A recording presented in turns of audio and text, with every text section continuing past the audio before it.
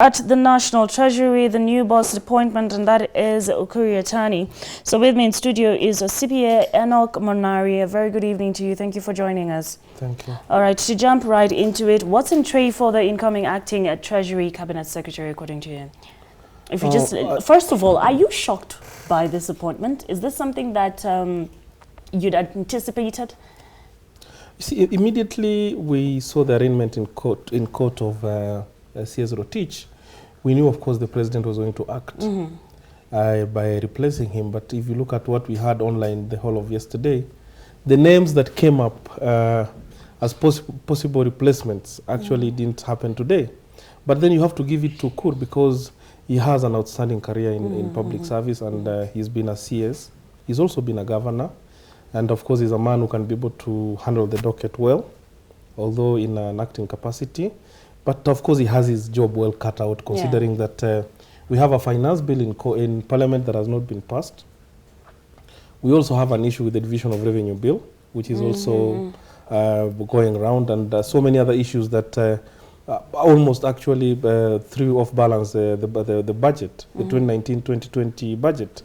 But we just hope that he can be able to settle down quickly, so that he can also bring that confidence. And considering that the Kenya shilling has also lost heavily for the past few days, we just hope that this can put to close the issues surrounding how Treasury has been managing our funds, the public and of course, funds. These are the things that he should be able to fast tackle once he checks into office and gets settled in.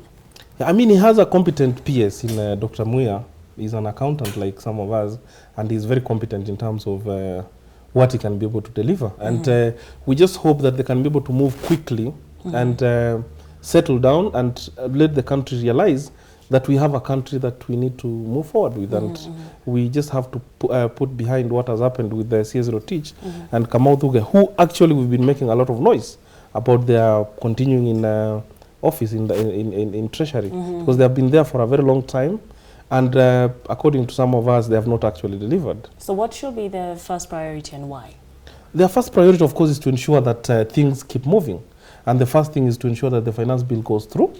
And also, of course, take stock of the loans that we have and see how we can be able to sort those issues out quickly and also focus on channeling more funds to development as opposed to, of course, repaying our loans. All right. Yes. So could Ukur Yatani's appointment bolster efforts to reach a compromise on the beleaguered division of revenue bill?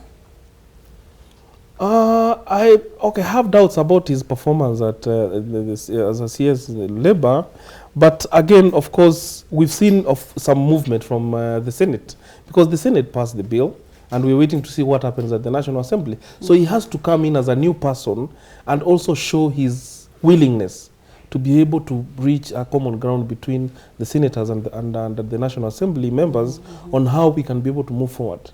Because we did it wrong in the first time by presenting a bill in Parliament before passing the Division of Revenue Bill. Yeah. I mean, it was actually wrong in the first place. And those are the things that he has to right immediately. Those are the things he has to look at. Well, we are not in a very good space with time, so I really have to say thank you so much for coming in. And very quickly moving on to the next story. Meanwhile, the Central Bank of Kenya's Monetary Policy Committee has held the CBK's benchmark lending rate at 9% for the 6th consecutive time. In a statement, CBK Governor Dr. Patrick Njoroge has said the decision was arrived at in view of the possible effects of the recent increases in fuel prices, the ongoing monetization and increased uncertainties in the external environment. Now, inflation rose slightly to 5.7% in June from 5.49% in May, according to the Kenya National Bureau of Statistics. Now, the MPC has, however, said inflation remains well anchored within the target range of between 2.5% and 7.5%. Before I say goodbye to you, Monari, what are your sentiments on that? You know, it has been an issue that really does not want to leave us on issues of interest rates. And Parliament has come out strongly and said they want to do something. And Central Bank has also come out and said we don't want to continue with the current system that we have of interest rates caps.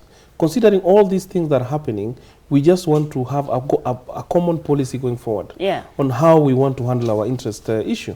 Because if the interest rates continue growing, continue being capped as they are, we have seen SMEs struggling to access credit. And we just hope that once those things are sorted out and we have a legal framework going forward, away from what we have currently, that can be able to assist us in terms of pushing the economy forward and also assisting the SMEs. All right. Yes. And thank you so much. That was CPA Enoch Menari. Thank you for making time. I know you're suffering with a cold right now, but you're able to come through. You have become a family to Metropole TV. Now, moving on. Let's turn the focus to the real estate industry, which recorded a dip in performance during the second quarter of this year. Now, according to the latest House Property Index survey, house prices in Nairobi and its surrounding areas fell by 3% as they continue to reel from